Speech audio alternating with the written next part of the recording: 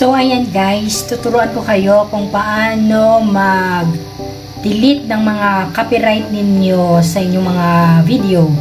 Ayan, para isang delete na lang siya. Ganito po ang gagawin natin. Of course, punta tayo dito. Ito na yung YouTube channel natin. So, punta tayo dito sa ating profile. At i-click natin yung YouTube Studio.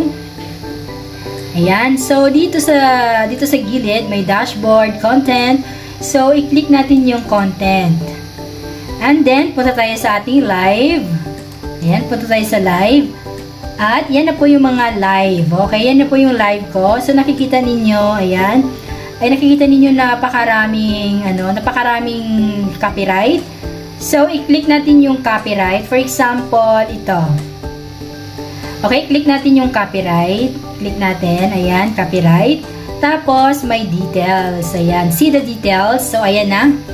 So, ayan na po yung ano natin. O, ito na po lahat ng mga CPR na music. So, napakadami guys. So, ang gawin nyo para isahang delete na lang yan, ang gagawin natin, i-click natin itong take action, erase the song, and then, continue. So, ayan na po ang lalabas. Yan na, lalabas. So, baba ka dito sa pinakababa. Makikita mo yung time, start time at end time.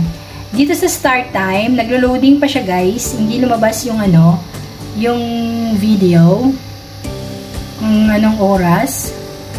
Loading. Ulitin natin. Take action. Erase. Continue. Hindi lumabas. So, hanap tayo ulit ng hanap tayo ulit. Hanap tayo ulit. Okay. Copyright, see details. Ayan, take action, erase the song, continue. Naglo-loading yung video. So, ayan, nakikita nyo yan. Ang start ng live ko, ng oras, 2:04:40 and then 2:53:20. So, ang gagawin natin, gusto lahat na ma-delete yung mga, yung mga music. Gawin natin tong 000. Okay? Matik na yan. Magpa-follow na yan dyan. Dito, makikita ninyo dito guys. Ayan, ayan. Ang oras, 2:53:20. So, gagayahin natin yan. Gagayahin natin yan. 2:53:20. Ayan. So, ayan na. 2:53:20. Matik na yan. O, 00 dito. Tapos, dito, ang oras kung saan ka nag-end ng live mo. Ayan, 2:53:20, 2 hours and 53 minutes and 20 seconds. I-save mo lang yan. I-save. And then, i-check mo yung box. And then, confirm. Ayan. O, nakita mo sila lahat na hindi siya naka-highlight. Ayan, hindi siya naka-highlight. So, hintayin natin yan na madidelete na yan siya lahat-lahat. Ganyan lang guys, napakadali lang. Kaya, maraming salamat sa YT Friends na nagturo din sa akin ng ganito kabilis mag-delete. Hindi na yung paisa-isa pa.